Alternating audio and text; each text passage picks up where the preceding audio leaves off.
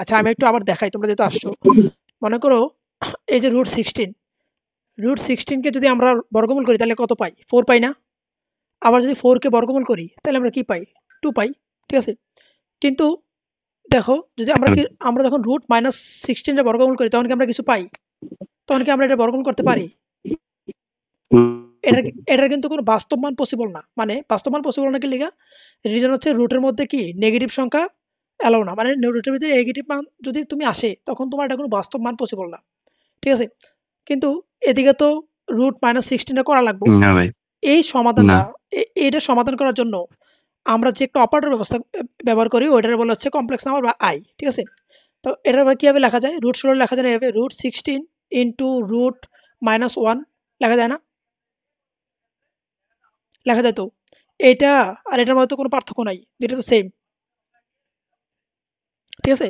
তাইলে এই √-1 টা আমরা বলতে পারি কি? আই। তাহলে আমরা বলতে পারি না যে √-16 ইকুয়াল 4i? এটা কি বলা যায়? দেখো তো। এটা বলা যায় কিনা? আচ্ছা তাহলে দেখো যে √16 ইকুয়াল যে 4i আমরা পড়লাম। তাহলে এই তো 4i, 4i এর কাজ কি? মানে এই তো i। তা বলা i যায়। এটার সাথে আমরা একটা অপারেটর গুণ করছি। ঠিক আছে? হ্যাঁ, 4 এর বলা সাথে। যায়। 4 এর সাথে আমরা একটা হ্যাঁ, √-16 প্লাস 4i যেটা লিখছেন, হ্যাঁ, প্লাস না। ওইখান থেকে লাইনটা আরেকবার বলবেন ভাই। এটা ওই সময় আমি বাইরে আচ্ছা, আচ্ছা গেছিলাম, বাইরে এটা হয়ে এটা আবার এটা জয়েন হয়েছি। এটা প্লাস ওই না, আপনার এটা কথাগুলো প্লাস না। আটকে আসলো। আচ্ছা বুঝতেছি। এটা প্লাস না। এটা হচ্ছে কি? এটা হচ্ছে ইকুয়াল চিহ্ন। ঠিক আছে? আমি আরেকবার একটু ক্লিয়ার করি। আচ্ছা এদিকে ভুল হইছে লিখতে দাও। এটা হচ্ছে ইকুয়াল চিহ্ন। ইকুয়াল চিহ্ন মানে কি? মানে হচ্ছে সমান আরকি। যে √-16 রে আমরা 4i লিখতে পারি। রিজন কি? রিজন হচ্ছে √-16 হ্যাঁ, সমান সমান। হ্যাঁ, এটা হচ্ছে 4i লিখতে পারি। রিজন কি? রিজনটা একটু দেখো। মনে করো √-16, ঠিক আছে? তো এটার তো কোনো বাস্তব মান পসিবল না। কারণ রুটের ভিতরে তো নেগেটিভ মান সম্ভব না। তো বাস্তব মান পসিবল না। তো এই প্রবলেমটা সমাধান করার জন্যই আমরা একটা অপারেটর আনি, যে অপারেটরটার নাম হচ্ছে i। তো i রে কি লেখা যায়? i রে লেখা যায় হচ্ছে √-1। এবার ক্লিয়ার? যে √-1 জি। লেখা গেলে তাহলে আমরা এটা লিখতে পারি না যে √16 ইনটু √-1 তাহলে লেখা যায় না, √16 লেখা যায় 4 আর এটা কি লেখা যায়? i লেখা যায়। তাইলে কি লেখা যায়? জি। √-16 টা কি লেখা যাইতেছে? 4i লেখা যাইতেছে না? জি। 4i লেখা যাইতেছে তো। আমি একটু আগে এটাই লিখছিলাম। এবার ক্লিয়ার হইছে? হ্যাঁ। আচ্ছা। এবার যদি ক্লিয়ার হয় তাইলে জি। এই দেখো 4i। তো i তো একটা অপারেটর নাকি? মানে আমি একটা 4 এর সাথে i গুণ করলাম।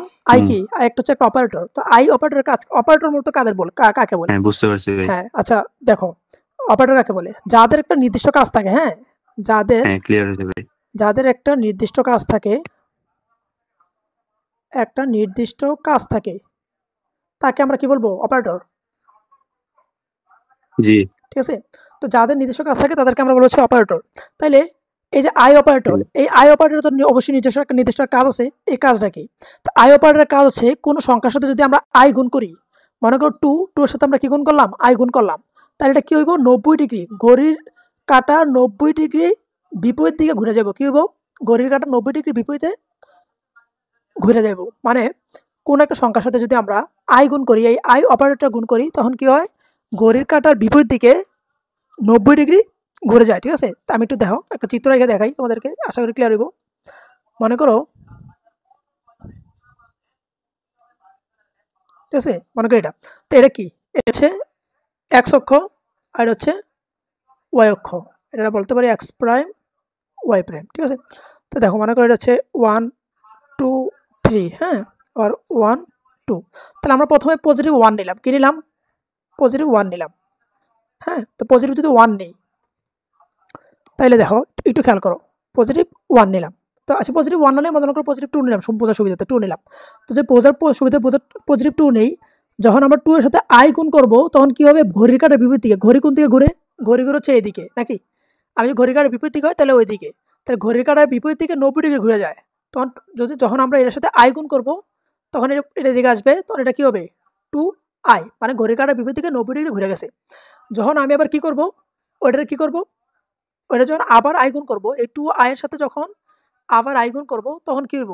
তখন বিষয়টা আবার ঘড়ির কাঁটা 90 ডিগ্রি বিপরীতে ঘুরে যাব, তাহলে এদিকে কী হবে 2i², ঠিক আছে। এবার যদি আমি আবার আই গুণ করি তখন কী হইব, তখন দেখো ঘড়ির কাঁটার বিপরীত দিকে আবার 90 ডিগ্রি ঘুরবো, তখন হবে কি 2i³, ঠিক আছে, বুঝতে পারছো? হ্যাঁ, আচ্ছা, তাহলে আবার দেখো আমি একটা জিনিস একটু খেয়াল করো, যদি এরকম হয় তাহলে দেখো এরকম হয়েছে, তখন যদি তুমি আবার ঘড়ির আই গুণ করো তাহলে কি হবো 2i⁴, তাহলে আমি বলতে পারতেছি না যে আই যে কথা, এই যে এদিকে যে কথা, প্রথম অবস্থা যে কথা, এই যে মানটা, এই মানটা i⁴ এর কাছাকাছি, মানে 4 আর এটা তো সেম। মনে করো এভাবে চিন্তা করে না করে এভাবে চিন্তা করো, যে প্রথম এভাবে দেখলে হচ্ছে এক ঘর থাকলো, তো আমি ঘড়ি আই গুণ করলে ঘড়ির কাঁটার বিপরীতে ঘুরে যাবো, এদিকে হচ্ছে আই, ঠিক আছে। তাইলে আবার আই গুণ করলে ঘড়ির কাঁটার বিপরীতে ঘুরে যাবে, এদিকে হচ্ছে i², আবার গুণ করলে আই গুণ করলে এদিকে আসবে, এটা হচ্ছে i³। যখন আবার আই গুণ করবা, ঠিক আছে, ভাই হ্যাঁ, যখন আই গুণ করবা বুঝতে পারছি। তখন এটা এদিকে হবে i⁴। তাহলে দেখো প্রথম অবস্থায় কি ছিল, প্রথম দিকে অবস্থা ছিল 1, তারপর অবস্থা কি হইলো i⁴ হইলো। তাইলে i⁴ আর আই কি এক জিনিস না? হ্যালো, বুঝতে পারছো? এই i⁴ আর আই তো তাহলে এক জিনিস নাকি? তাইলে দেখো আমি আরেকটু ক্লিয়ার করি, মনে করো এটা হ্যাঁ, তো প্রথম অবস্থা হচ্ছে 1, এটা কি 1, যখন আমি ঘড়ির কাঁটার বিপরীতে আই গুণ করবো তাহলে কি হইব, ঘড়ির কাঁটার বিপরীতে ঘুরে যাবো, এটা মান হবে কত আই। এবার আমি কি করব, আবার আই গুণ করবো, তাহলে এটা আবার ঘড়ির কাঁটার বিপরীতে ঘুরে যাবো, তখন এটা মান হবে কত i², ঠিক আছে। তাই আবার যদি i² হয় তাহলে আবার আই গুণ করবো, কি হবে ঘড়ির কাঁটার বিপরীতে আবার ঘুরবে। একটু মনোযোগ দিয়ে খেয়াল করো, একটু খেয়াল করলে বুঝতে পারবা, একটু খেয়াল করো। যখন আমি প্রথমে করলাম, হ্যাঁ, যে এদিকে ছিল 1 এর সাথে যখন আই গুণ করলাম তাহলে বস্তু তখন এই সংখ্যাটা এদিকে আসছে, এদিকে আসলে ঘড়ির কাঁটা কি হচ্ছে, ঘড়ির কাঁটার বিপরীতে ঘুরে গেছে, ঘুরে যাওয়ার কারণে কি হয়েছে, এটার মান হচ্ছে আই, ঠিক আছে, ঘড়ির কাঁটার আই গুণ হয়েছে। তারপর যখন এটা ঘুরাইলাম, আবার ঘোরানোর পরে হচ্ছে আই গুণ করলাম, তখন এদিকে আসছে, তো এটার মান হচ্ছে কি i², ঠিক আছে। তখন যখন তুমি এটা আবার আই গুণ করবা তখন এটা হচ্ছে এদিকে আসবে, এটার মান হবে কি i³। যখন তুমি এটার সাথে আবার আই গুণ করবা তখন এটা হচ্ছে আবার এদিকে আসবে, তো এটা মান হবে তখন কি i⁴ নাকি? তাইলে দেখো তো আমি বলতে পারি না যে আই এই 1 যেদিকে আছে আর i⁴ একদম সেম জায়গায় আছে, তাইলে কি i⁴ 1 লেখা যায় না? লেখা যায় i⁴ 1।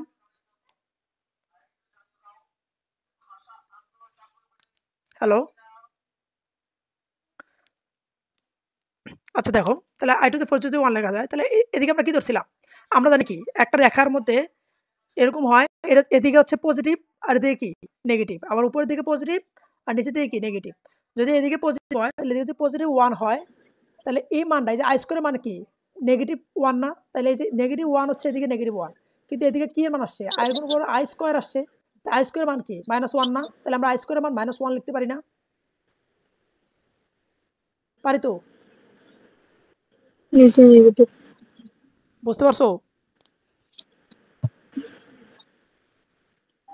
হ্যালো,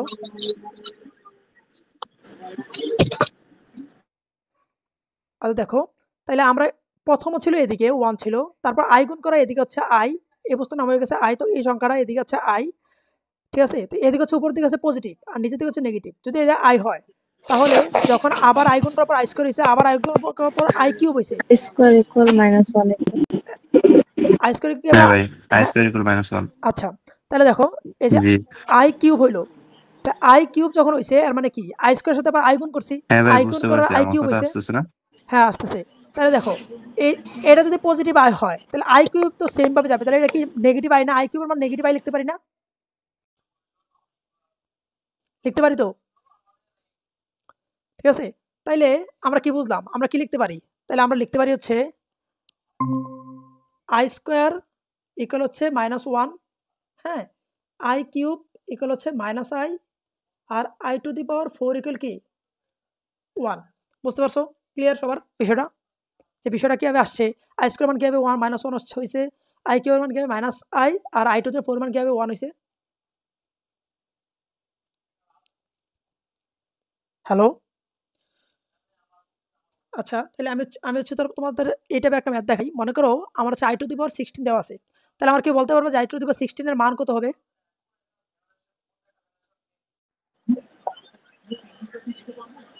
এই দেখো, তাহলে বিষয়টা কি, এদিকে হচ্ছে আই টু দি, এদিকের মান হচ্ছে 1, তারপর একবার যখন ঘুরে আসবে এদিকের নাম আই টু দি পাওয়ার 4, আবার ঘুরে আসলে এটার মান কত আই টু দি পাওয়ার 8, আবার ঘুরে আসলে এটার শুধু মান কত 1 আই টু দি পাওয়ার 12, আবার ঘুরে আসলে আই টু দি পাওয়ার 16। তাহলে প্রত্যেকবার যদি আই 4 দিয়ে বিভাজ্য হয় তাহলে প্রত্যেকবার মান কত 1, তাহলে আই টু দি পাওয়ার 16 এর মান কত হবে 1 না। তো এর মানে আমি কি করতেছি, মূলত হচ্ছে 16 রে 4 দিয়ে বিভাজন করতেছি, তো 16 ভাগ 4, যখন 16 4 দিয়ে বিভাজন করবো ভাগফল কত থাকবে, 0 থাকবে, ঠিক আছে। বাকি যেগুলো দেখাই তোমাদের আসলে ক্লিয়ার হয়ে যাবে। তাইলে আমার বলো তো আই টু দি পাওয়ার 7 এর মান কত হবে। আচ্ছা দেখো, এটা যখন আমি বাইর করবো তখন 7কে কি করবো, 4 দিয়ে ভাগ করবো। মাইক্রোফোনটা একটু অফ করে দাও। 7কে যদি আমি 4 দিয়ে ভাগ করি তাহলে কি হয় দেখো তো, আসলে কি ভাগশেষ থাকে কিনা। 4 একে 4, 4 দোকানে 8, 8-এ যেতেছে না, তাহলে 4 একে 4 থাকতেছে কি 3 থাকতেছে নাকি, তাহলে ভাগশেষ থাকতেছে 3, তাহলে মানে কি থাকতেছে I to the power I cube থাকতেছে না। আই কিউবের মান আমরা কত জানি, আই কিউব মান জানি না মাইনাস আই, তাহলে আমরা কি লিখতে পারি, আই টু দি পাওয়ার 17 কে কি লিখতে পারি, আই টু দি পাওয়ার 17 কে লিখতে পারি না minus I, I to the power 7 লিখতে পারি কি মাইনাস আই, ঠিক আছে। তাইলে আই টু দি পাওয়ার 14 আমরা কি লিখতে পারি বলো তো, আই টু দি 14 কি লেখা যায়, তো 14 আমরা 4 দিয়ে ভাগ করব, 4 দিয়ে ভাগ করলে কি হয় 3 4 হচ্ছে 12 হয় নাকি, 3 4 12 হলে থাকে কত অবশেষে 2 থাকে। তাহলে আবার আই স্কোয়ারে কি লেখা যায়, আই স্কোয়ারে লেখা যায় না -1, তাহলে আই টু দি পাওয়ার 14 কি লেখা যাবে -1। বুঝতে পারছো ক্লিয়ার এই বিষয়টা। আচ্ছা আমারে কেউ বলো তো যে আই টু দি পাওয়ার 21 টা কি লেখা যেতে পারে, যে আই টু দি পাওয়ার 21 এটা কি লেখা যায়, তোমরা খাতায় করে বলো, আমি নিজে করতেছি। আবার 21 আমরা কি করব 4 দিয়ে ভাগ করব, 4 দিয়ে কি করো 4 5 20, ঠিক আছে, থাকতেছে কি 1, তাহলে কি প্রশ্ন নাই তো গেল। তাহলে আই টু দি পাওয়ার 1 হয়, তাহলে কি হয় তুই মাইকটা অফ করে রাখিস, শুধু আই হয়, ঠিক ক্লাস আছে, করার সময় মাইকটা অফ করে রাখিস, যখন প্রশ্ন করবি তখন মাইকটা অন করিস। ঠিক আছে।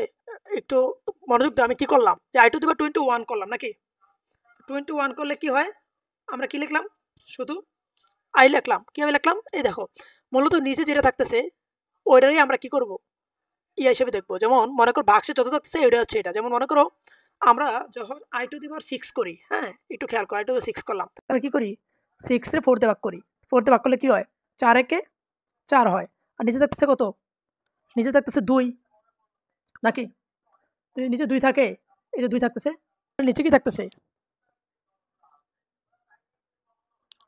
নিচে থাকতেছে হচ্ছে 2 নাকি, তাহলে এই দুইকে আমরা কি লিখতে পারি আই স্কোয়ার, তাই স্কোয়ার মান কত -1, তাইলে আই টু দি 6 এর মান কত, আই টু দি 6 এর মান হচ্ছে -1, ঠিক আছে। আবার ধরো যে আই টু দি পাওয়ার জি ভাই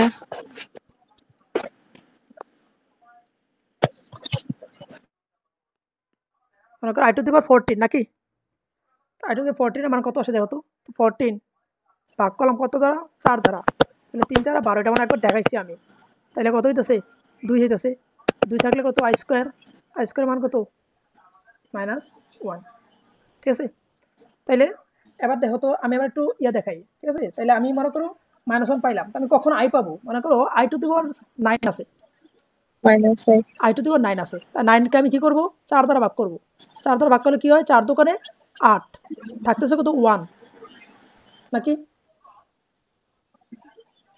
1 থাকতেছে, তাহলে 1 থাকলে মানে কত শুধু আই না, এই যে 1 থাকতেছে মানে কি শুধু আই, যদি 2 থাকতো তাহলে কি হইতো আই স্কোয়ার, যদি 3 থাকতো 1 তাহলে কি হইতো -আই, হ্যাঁ -আই, আর যদি 4 থাকতো তাহলে কি হইতো শুধু 1 হইতো, বুঝছো। যদি ভাগশেষ 1 থাকে শুধু আই তাহলে হচ্ছে শুধু আই, ভাগশেষ 2 থাকলে -1, হ্যাঁ ভাগশেষ 3 থাকলে -আই, আর ভাগশেষ 4 থাকলে জি 1। আচ্ছা বিষয়টা কি সবার ক্লিয়ার হয়েছে, বুঝতে পারছো, তাইলে তুই বুঝে শুধু থাকো, 1 তাইলে তোমরা আমার জি একটু ইমেজটা করে দেখাও, আই টু দি পাওয়ার 97, এটা কি তোমার, আমিও করি তোমরাও করো, ভাগশেষ যত থাকবে তার উপরে হ্যাঁ নির্ভর করবে তার উপর নাকি? ডিপেন্ড করতেছে, যদি আমার বাক্সের 1 থাকে তাহলে কি লিখলাম শুধু আই লিখলাম, 2 থাকলে কি লিখলাম -1 লিখলাম, 3 থাকলে কি লিখলাম তাহলে মাইনাস আই আই, আর 4 থাকলে কি লিখবো, -1 4 থাকলে লিখবো কি 4 থাকলে লিখবো শুধু 1, ঠিক আছে। -1 না যখন আই স্কোয়ার মান আই স্কোয়ার হবে শুধু তখন I। হচ্ছে -1, হ্যাঁ আর আই টু দি পাওয়ার 4 হলে 1। এটা তো আমি উপরে একবার দেখাইছিলাম, আমি যখন ভিডিওটা আপলোড করবো তখন আবার একটু দেখে নিই। আচ্ছা 4 টু 97 এটা কত হয় বলো তো? আচ্ছা জি এটা করো, আই টু দি পাওয়ার 97 কত হয়? I to the power 97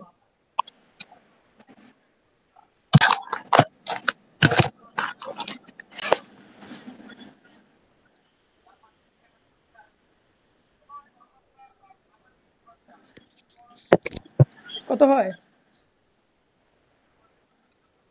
I to the পাওয়ার 97 হবে কত? শুধু 97 রে হ্যাঁ, শুধু আই হবে। রিজন কি? বাক্সের কত পাইলে আমরা 1 পাইছি। বাক্সের 1 পাইলে কত হবে? শুধু আই হবে। তাহলে আমরা বিষয়টা কি একটু আমরা করে লিখে দেই। যখন আই এর মান আই টু দি পাওয়ার 1 পাবো, বাক্সে যদি যখন আমরা 1 পাবো, হ্যাঁ, তখন হবে হচ্ছে আই। বাক্সে যখন পাবো 2 তখন হবে তখন কি? শুধু I। -1। বাক্সে যখন 3 তখন পাবো -i, আর বাক্সে যখন হবে 4 তখন আমরা পাবো হচ্ছে 1। ঠিক আছে? -1 এই বিষয়টা খেয়াল করবা। এটা হচ্ছে তোমরা হচ্ছে মনে রাখবা। রিজন এটা কিভাবে হয় এটা কিন্তু আমি উপরে দেখাইছি। দেখো, এই যে প্রথমে আছে এই যে এদিকে দেখাইছি, কই জানি, এই যে গ্রাফ আইকে দেখাইলাম, এই যে x অক্ষ y অক্ষ, এই নিয়মের কারণে এই মানগুলো চেঞ্জ হতেছে। এক জায়গার মধ্যে ঠিক আছে? হ্যালো, জি আচ্ছা এতটুকু তো ক্লিয়ার। এতটুকু যে কেউ কোনো প্রশ্ন আছে? না আচ্ছা এগুলো যখন কিন্তু অনেকক্ষণ ধরে স্ক্রিনটা আটকে আছে। আচ্ছা এগুলো যখন আমরা পরবর্তীতে ম্যাথ করব তখন কিন্তু হচ্ছে আমাদের এগুলা অনেক কাজে লাগবে। এগুলো ছাড়া আমরা ম্যাথ করতে পারবো না। তো এবার আমি একটু কঠিন দিকে যাই, তোমরা একটু দেখো যে বিষয়টা আসলে কি হয়। আচ্ছা কেউ বলতে পারবা যে আই টু দি পাওয়ার 15, 20, 8, 9, 7 এটা কত হবে? খুব বিশাল বড় একটা সংখ্যা দিলাম না?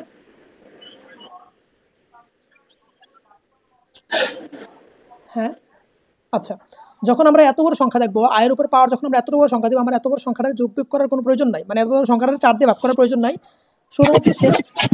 শুধুমাত্র লাস্ট দেখা টু যাবে ডিজিট, হ্যাঁ, শুধুমাত্র লাস্ট টু ডিজিট যদি আমরা 4 দিয়ে ভাগ করি তাইলে আমাদের ফলাফল পাই যেতেছে। তো 97 যদি আমরা 4 দিয়ে ভাগ করি কি থাকতেছে? 4 দোকানে 8 আর 1, 7 17, 4 4 16, তাহলে বাক্সে থাকতেছে 1। তাহলে এত বড় ডিজিটের মান কত? আই টু দি পাওয়ার 1520897, 8 ডিজিটের মান কত? এই ডিজিটের মান হচ্ছে কি? আই। দেখো তো আমরা ইজিলি বের করে ফেললাম না বিষয়টা? আমরা কি করলাম? আমরা শুধু লাস্টের 2 ডিজিটকে 4 দ্বারা ভাগ করছি, সম্পূর্ণটা কিন্তু ভাগ করি নাই। ঠিক আছে? যেমন আমরা এরকম আরেকটা দেখাই। মনে করো যে আই টু দি পাওয়ার 171014, এটা, হ্যাঁ। তো এত বড় ডিজিটকে ভাগ করা তো 4 দিয়ে মানে মোটামুটি অনেক সময় সাপেক্ষ। তো আমরা কি করব? লাস্টের যে 2 ডিজিট থাকবে ওই ডিজিটকে 4 দ্বারা ভাগ করব। তো লাস্টের ডিজিট কি? 14। 14 যদি 4 দ্বারা ভাগ করলে কি হয়? 3 4 12, থাকতেছে কত? 2। তাহলে কত হবে আয়ের মান? আই স্কোয়ার মানে কত? লাস্ট -1। বুঝতে পারছো? দেখো 14কে ভাগ করলে, আবার তুমি চাইলে এই সম্পূর্ণ সংখ্যাটারে একটু বাসার মধ্যে দেখো যে ভাগ করে, যে ভাই কি সঠিক লাগলো না ভুল লাগলো। আমরা একটু চাই দেখো, ক্লিয়ার হয়েছে বিষয়টা? -1 হ্যাঁ, তাইলে বুঝতে পারছো তো কিভাবে হয়েছে? 1 তাইলে আমরা কি বুঝলাম? জি যে কোনো একটা সংখ্যারে 4 দ্বারা ভাগ করার পর যদি ভাগশেষ 1 থাকে তাহলে আই, 2 হইলে -1, 3 হইলে -i, 4 হলে কি? 1। এবং এমনকি যদি কোনো একটা বড় সংখ্যারে 4 দ্বারা ভাগ করা যে কথা, এই বড় সংখ্যার লাস্টের 2 ডিজিটকে 4 দ্বারা ভাগ করে কি? সেম কথা। তাই আমরা সমবাজিতে কি করব? বড় সংখ্যাকে 4 দ্বারা ভাগ না করে লাস্টের যে 2 ডিজিট থাকবে ওই 2 ডিজিটকে কি করব? 4 দ্বারা ভাগ করব। ঠিক আছে? তো ওই 2 ডিজিটে 4 দিয়ে ভাগ করা মানে কি? ওই বড় সংখ্যাটাকে 4 দিয়ে ভাগ করা। এতটুকু বুঝছো? আই রিলেটেড এই যে যতটুকু পড়াইছি এর মধ্যে কি এর কোনো সমস্যা আছে? কোনো প্রশ্ন আছে?